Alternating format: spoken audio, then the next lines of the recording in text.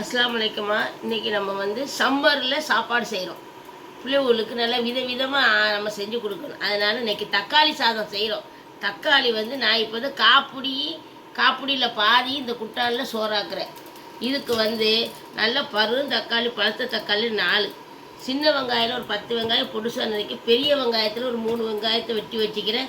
10 பூண்டு, கருவேப்பிலை, 3 பச்சை மிளகா, 2 பட்டை, இந்த ஜாதி வாசத்துக்கு தகுந்த மாதிரி பொருள் கொஞ்சம் கொஞ்சமாக போடணும், ரொம்ப போடக்கூடாது.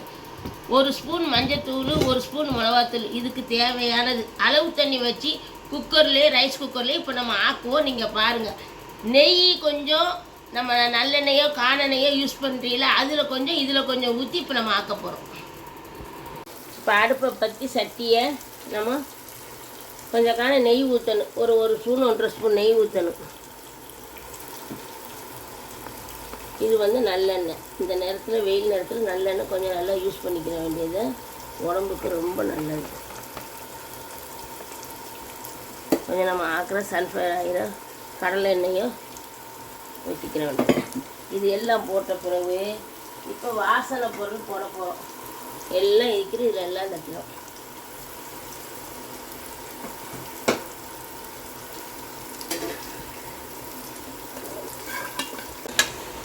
சின்ன வெங்காயம், பெரிய வெங்காயம் வெட்டி வச்சது, 3 பச்சை மிளகா, 10 பூண்டு, கருவேப்பிலை எல்லாத்தையும் போட்டு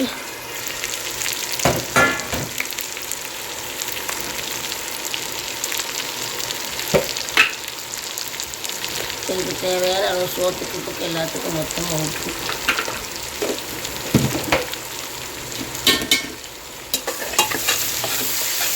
போட்டு நல்லா வதங்கட்டும். லைட்டாக இந்த புதினா மட்டும் போடணும், மல்லி இலை போடக்கூடாது. அது வேறு மாதிரி மனம் வந்துடும். நல்லா வெங்காயம் நல்லா வெந்தாதான் மற்றது. நான் இடையில லைட்டாக கிண்டி விட்டு வெங்காயத்தை பாருங்கள், நல்லா அப்படி வெந்துருச்சு. ரொம்ப கருவமானம் இருக்குது. இப்போ என்ன செய்கிறோம், இந்த தக்காளி வெட்டி வச்ச தக்காளியை, நல்ல பழுத்த தக்காளி ஆகிக்கிற, அப்படி காய் தக்காளி ஆகிருந்தால் மிக்சியில் போட்டு அரைச்சி ஊற்றுவேன். மேக்ஸிமம் பழுத்த தக்காளியை தான் வைக்கணும்.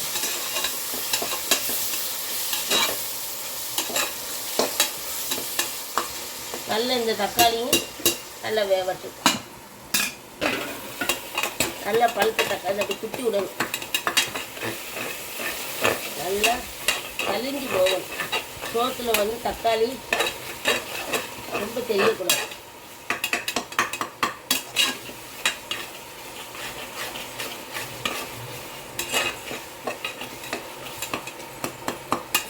பாருங்க, தூள், மிளகாத்தூளும் மஞ்சத்தூளும், அதோட லைட்டாக பிடிக்கணும் மல்லித்தூள்,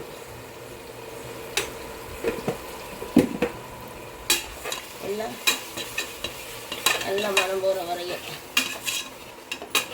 கிண்டி விட்டு ஒரு 2 செகண்ட் மூடி வச்சு, இப்போ நம்ம தூள் போட்டு 2-3 நிமிஷம் ஆக்கி தூளோட வாடையெல்லாம் போய் நல்லா ஒரு கொதுன்னு இதே சோத்தை போட்டு பெட்டு தின்னலாம், அப்படி இருக்குது. இப்போ நம்ம அளவு தண்ணி ஊற்றணும். இப்போ எங்கள் வீட்டு அரிசி காஞ்ச அரிசி, அதனால் இந்த இதில் தான் 1.5 குட்டான் அரிசி போட்டேன். இப்போ இதுக்கு நான் 3.5 குட்டான் தண்ணி ஊற்றணும்.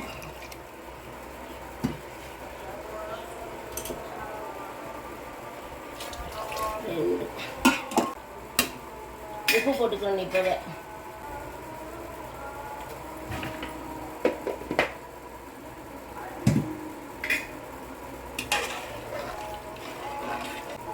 கரைஞ்சி வச்ச அரிசியை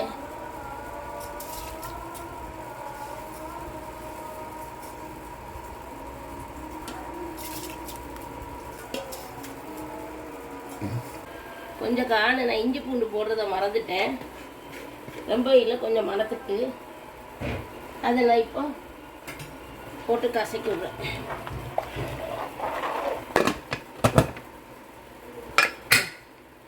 சரி, 3-4 விசில் வச்சு இப்போ காற்றை வெளியேற்றிடுறோம். உடனே வெளியேற்றிட்டு இப்போ பாருங்கள், சோத்தை பாருங்கள் எப்படி இருக்குது.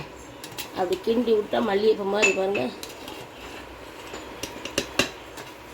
சோறு அழகாக இருக்குது.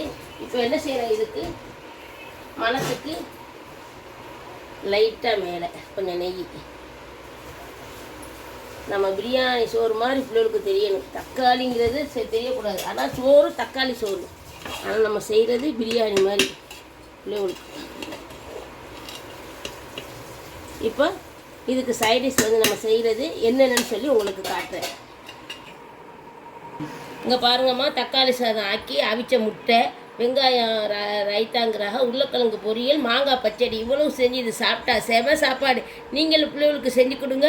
லைக் போடுங்க, ஆயிஷத்துமாக்கு சப்ஸ்கிரைப் பண்ணுங்க. தக்காளி சாதம் ரெடி.